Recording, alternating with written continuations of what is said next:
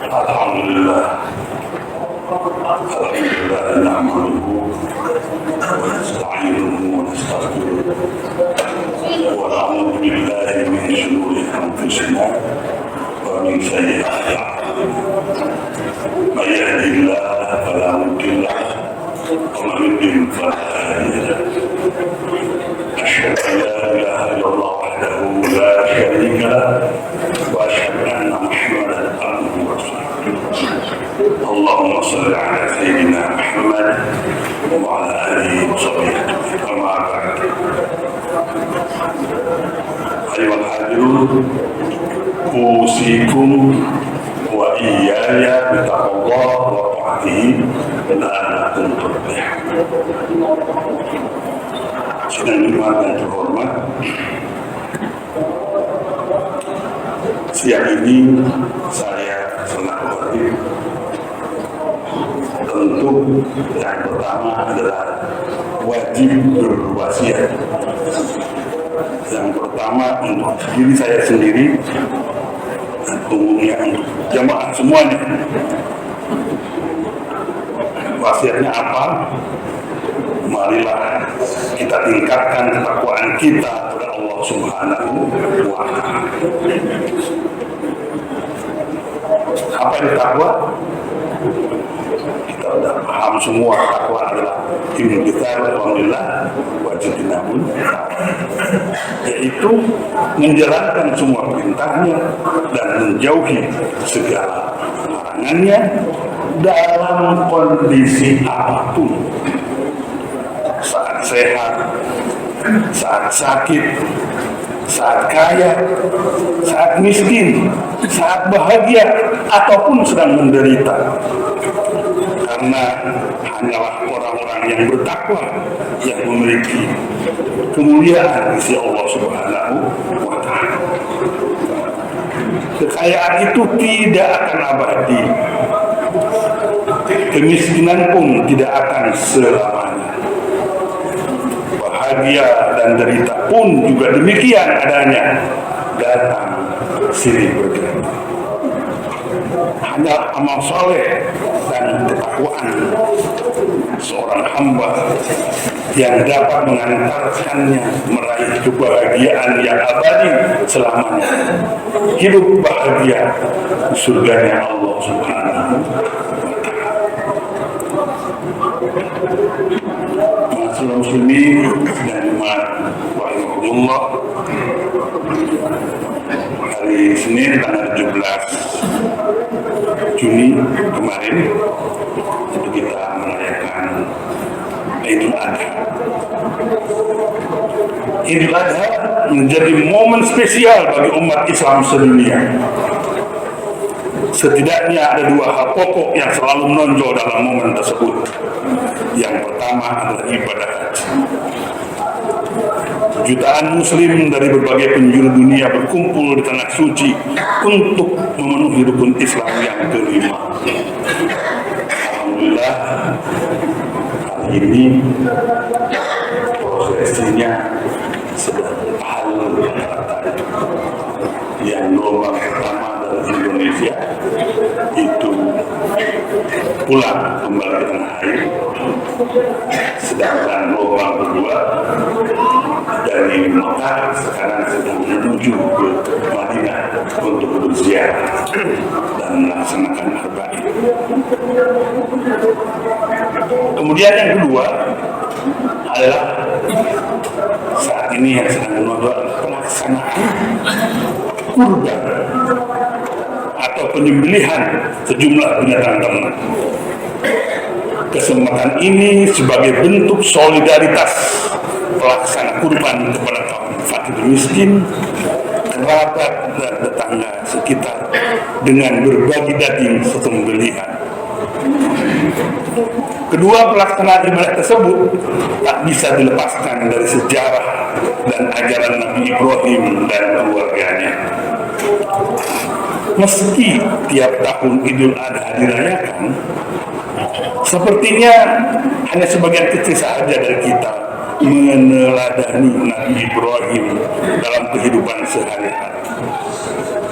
kita seperti selalu baru ingat ketika keteladanan tersebut menjelang Idul Adha, sehingga ajarannya dilaksanakan hanya tiap tahun. Padahal esensi ajaran beliau, terutama soal berkurban, memiliki makna yang luas dan bisa diterapkan dalam jangka waktu tak terbatas. Jamaah sholat Jumat Baitul Hasim rahimahullah, peristiwa Hari Raya Kurban merujuk pada kisah diperintahkannya Nabi Ibrahim untuk menyembelih putra sematawayangnya, yaitu Ismail. Bisa dibayangkan seandainya Nabi Ibrahim seperti ayah-ayah kebanyakan dunia ini, betapa pedih dan teririsnya hati beliau saat hendak menyembelih sang buah hati yang sekian lama ia dambakan. Bagi Ibrahim, Ismail tentu adalah anugerah paling mahal, lebih dari sekedar menghapus dugaan kemandulan istri beliau selama ini. Melainkan sang putra adalah pribadi yang cerdas, sabar, juga bijaksana. Ada masa depan gemilang dalam diri Nabi Ismail alaihissalam. Kisah Nabi Ibrahim alaihissalam itu diabadikan dalam Al-Quran mulai ayat 100 surat As-Saff. Nabi Ibrahim di Babilonia punya istri bernama Siti Sarah. Dalam kisah Nabi itu disebutkan bahwa Siti Sarah itu adalah wanita yang paling cantik, sehingga raja pun senang. Namun sampai hampir usia 100 tahun Nabi Ibrahim, Siti Sarah belum karena itu. Nabi Ibrahim terus berdoa, Rabbi habli minas shalihin, Rabbi habli minas shalihin. Siti Sarah memohon kepada Nabi Ibrahim agar menikahi pembantunya yang bernama Siti Hajar. Nabi Ibrahim, Rabbi habli minas shalihin. Ini juga sebagai hadiah buat jemaah jika kita punya putra, bacalah surat Ibrahim, surat As-Saff ayat 100. Rabbi habli minas shalihin. Di ayat berikutnya, Fabasyarnahu bi ghulamin halim. Ternyata Allah menginfokan, mengasih kabar gembira tentang kehamilan Siti Hajar.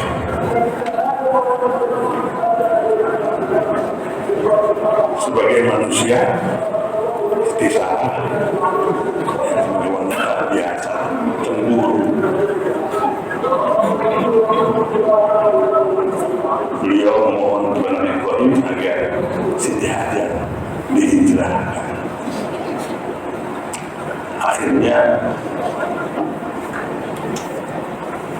Siti Hajar dihijrahkan ke sebuah lembah yang lembah Beka, Baitul Atiq, kosong, tandus. Sudah tinggal di situ berapa lama, Nabi Ibrahim kembali menunaikan tugas, kembali ke Siti Sarah. Saat pulang tidak tega lihat Siti Hajar. Siti Hajar mengejar Nabi Ibrahim, tidak menengok. Ya Ibrahim, tidak nengok. Terakhir, ya Ibrahim, apakah ini perintah Allah? Ya, ini perintah Allah. Setelah perintah Allah, Siti Hajar yakin bahwa kehidupannya akan dijamin oleh Allah.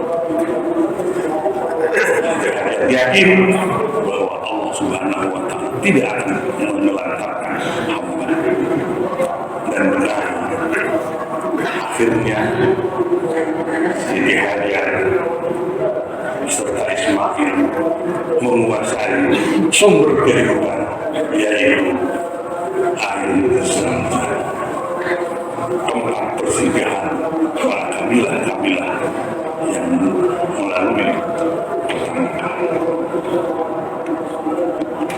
Siti Hajar menjadi subur, Siti Hajar menjadi makmur, Siti Hajar menjadi kaya, bahkan sampai punya peternakan. Dalam ayat berikutnya, ya, ketika Nabi Ibrahim berusia 13 tahun,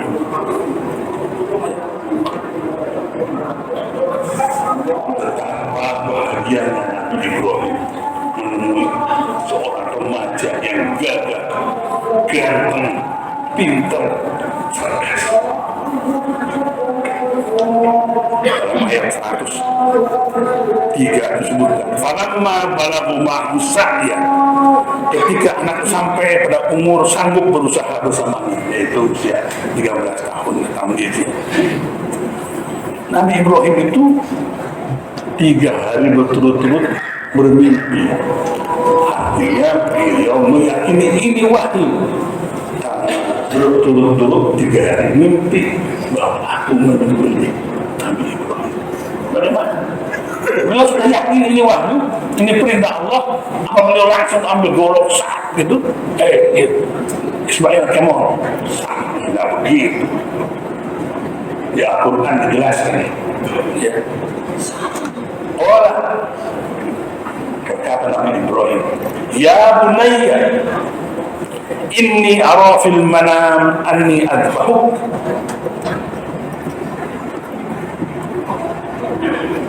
Ya bunayya, anakku tercinta, anak king, anakku, sungguhnya aku melihat dalam mimpiku, ara fil manam anni adbahuk, aku ini menyembelih kamu. Dia minta pendapat, fantur mada, gimana pendapatnya?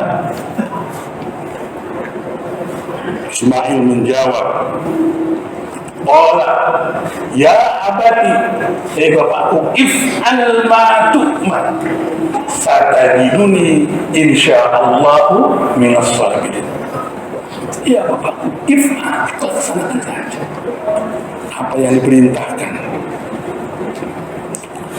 Ya, dan Allah yakin itu wahyu, insyaallah bapak akan mendapatku termasuk orang-orang yang sabar. Itu masuk muslimin rahimakumullah. Setelah itu berangkatlah menjabat kurban, namun tetap di jalan masih digoda oleh setan. Tetap teguh, ini wahyu, ini perintah Allah. Antara cinta dan perintah agama, cinta kepada anak dan perintah agama, tetap teguh, ini perintah Allah. Dalam ayat selanjutnya, falamma aslama, aslinya fatallahu lil jabin, ketika keduanya telah berserah diri, ya, Nabi Ibrahim itu membaringkan anaknya di pelipisnya, dimiringkan seperti itu. Wa nadaina, Allah manggil, ya Ibrahim, ya Ibrahim, stop, jangan diteruskan. Qad saddaqta ru'ya. Oke, qad saddaqta ru'ya. Sungguhnya engkau telah membenarkan mimpi itu. Inna kadzalika najzil muhsinin. Sungguh demikianlah kami memberi balasan kepada orang-orang yang berbuat baik. Jadi dalam beberapa tafsir dijelaskan bahwa Nabi Ibrahim itu sudah serah diri, sudah siap eksekusi, bahkan tangannya sudah menggang golok, ya. Di situ Allah membantu, ya Ibrahim, ya Ibrahim, kau sudah rugi, engkau tak benar, stop. Saya membaca di beberapa media itu ada yang nambah-nambahin gitu ya. Ketika itu Nabi Ibrahim merem katanya, terus motong-motong leher Nabi Ismail, tapi enggak bisa, malah terlihatlah malaikat Jibril nuntun kambing dari surga. Itu. Masa muslimin cerita itu ternyata tidak ada. Ya. Karena Nabi Ibrahim ini inna hadza lahuwal bala'ul mubin. Sesungguhnya ini benar-benar ujian, ini ujian. Ini tidak ada kanibalisme. Ini ujian antara cinta dan perintah. Wa fadainahu bidhibin adzim, dan kami tebus anak itu dengan seekor sembelihan yang besar. Dari mana kambingnya? Ya, kambing Nabi Ismail. Nabi Ismail orang kaya. Siti Hajar orang kaya pada pernah. Bukan dari surga. Nanti kalau surga pikirannya macam-macam. Pas surga ada kambing, suara rumput. Oh, nanti Jibril nuntut kambing. Kan nugasnya turunkan wahyu. Nah, karena macam-macam jadinya. Seperti itu. Dalam ayat berikutnya, wa tarakna alaihi fil akhirin. Ya, dan kami abadikan untuk Ibrahim pujian di kalangan orang-orang yang kemudian kita biasa baca Allahumma sholli ala Muhammad wa ala ali Muhammad kama shallaita ala Ibrahim wa ala ali Ibrahim. Nggak pernah kita Allahumma sholli ala sayyidina Muhammad kama shallaita ala Adam kama shallaita ala Musa kama shallaita ala Ibrahim wa ala ali Ibrahim. Wa tarakna alaihi fil akhirin. Salamun ala Ibrahim, selamat sejahtera bagi Ibrahim. Kadzalika najzil muhsinin. Demikianlah kami beri balasan kepada orang-orang yang berbuat baik. Innahu min ibadina mu'minin. Sungguh dia termasuk hamba-hamba kami yang beriman. Nabi Ibrahim dipuji. Seperti itu. Kita yang sering mengaku meneladani Nabi Ibrahim dengan berkurban, sudahkah sebanding dengan pengorbanan beliau? Sebandingkah dengan semangat pengorbanan Ismail yang masih bocah? Sebandingkah dengan semangat pengorbanan istri beliau, Siti Hajar? Belajar dari ketulusan Nabi Ibrahim. Jemaah sholat Jumat rahimahumullah, untuk membeli hewan kurban saja kadang-kadang kita masih bersiasat untuk mendapatkan harga yang paling murah. Jika perlu membelinya jauh-jauh hari gitu ya.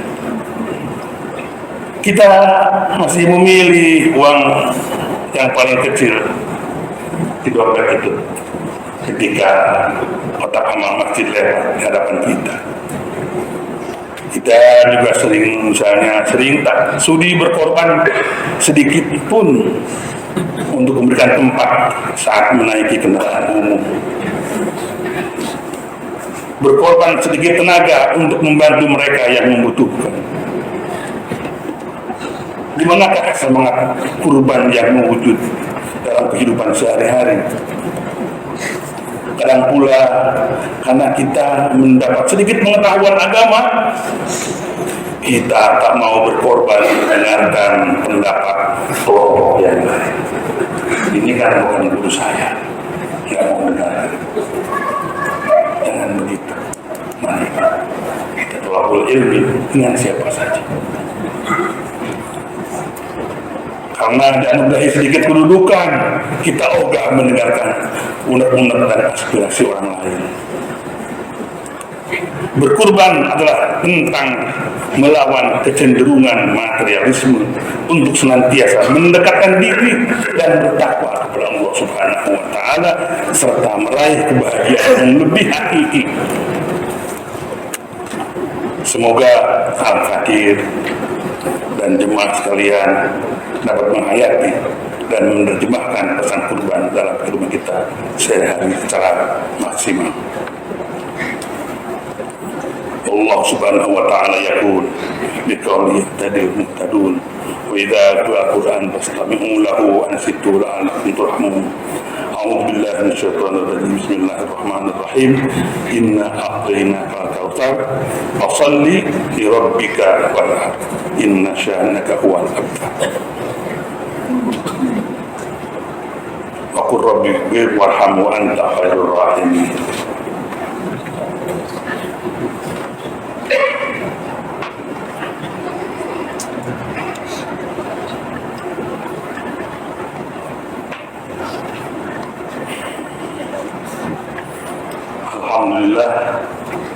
Alhamdulillah hamdan katsiran kama amara. Asyhadu an la ilaha illallah wahdahu la syarika lah. Wa asyhadu anna sayyidina Muhammadan rasulullah sayyidul khalaiqi wal bashar. Allahumma shalli ala sayyidina Muhammadin wa alihi wa sahbihi.